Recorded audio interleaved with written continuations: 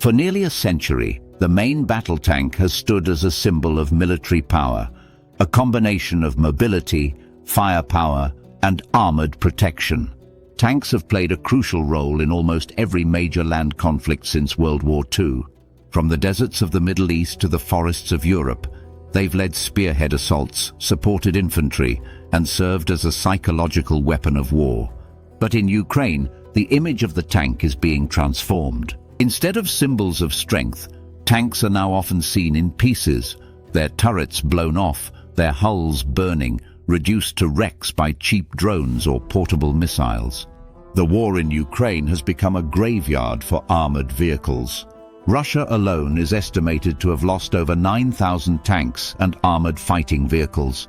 And although Ukraine's losses are harder to quantify, they are undoubtedly significant as well. The public is asking, what happened? How is it possible that vehicles costing millions of dollars are now being destroyed by weapons costing just a few hundred? And perhaps the most pressing question of all, is the age of the main battle tank coming to an end? To understand what's happening, we need to look deeper, not just at the war itself, but at the tanks, the tactics, and how the nature of the battlefield has fundamentally changed. Let's start with the tanks. Most of the tanks being destroyed in Ukraine today are of Soviet origin. This includes older models like the T-55 and T-72, as well as more modern types like the T-80 and T-90. These tanks were built according to Soviet military doctrine, which was based on a very different kind of warfare than what we see in Ukraine today. During the Cold War, the Soviet Union designed its tanks for short, high-intensity battles on the European plains. The idea was to produce large numbers of vehicles that could operate with minimal training and maintenance. Speed and firepower were prioritized. Protection, especially for the crew, was a secondary concern.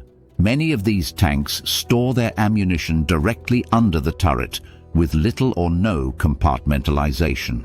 When the turret is hit, the ammunition cooks off, causing what's known as the jack-in-the-box effect, a catastrophic explosion that often kills the entire crew and throws the turret high into the air.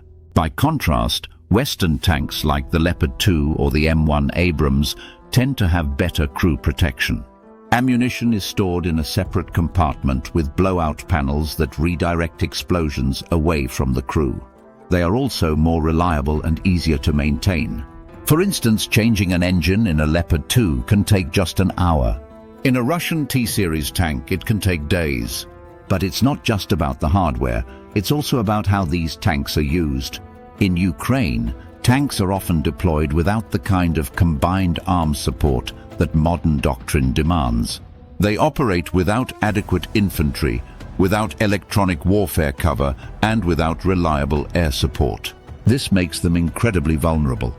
In many cases, Ukrainian and Russian tanks are being destroyed by first-person view drones, small, agile, and deadly machines operated by soldiers miles away, sometimes costing less than a few $1,000s. These drones can fly low, avoid radar, and hit tanks from above, right where the armor is weakest. And it gets worse. The modern battlefield is now more transparent than ever before.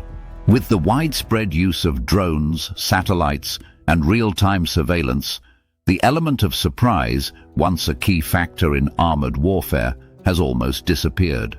Any tank or vehicle that moves can be spotted, tracked, and targeted in minutes. It's estimated that a tank needs to move, fire, and relocate in under 10 minutes to avoid destruction. That kind of tempo is extremely difficult to maintain, especially when operating in contested territory under fire. So does this mean the tank is obsolete? Not quite. It's true that the traditional role of the tank, breaking through enemy lines in large formations, is becoming increasingly difficult.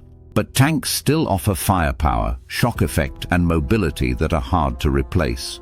They remain useful when integrated into a combined arms strategy, supported by infantry, drones, artillery, and electronic warfare systems.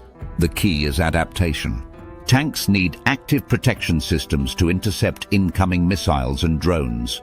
They need drone escorts to scout ahead and provide situational awareness. They need to be used more surgically, not in mass assaults, but as part of a broader, more flexible force.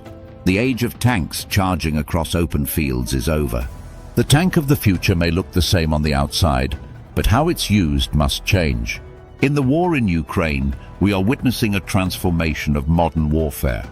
The lesson is not that tanks are useless, but that any weapon system, no matter how powerful, can be rendered vulnerable if tactics and technology are not adapted to the realities of the battlefield. So no, the tank is not dead, but it is being humbled. The days of invincible steel beasts are behind us. What comes next will be defined not by brute force, but by integration, intelligence, and innovation.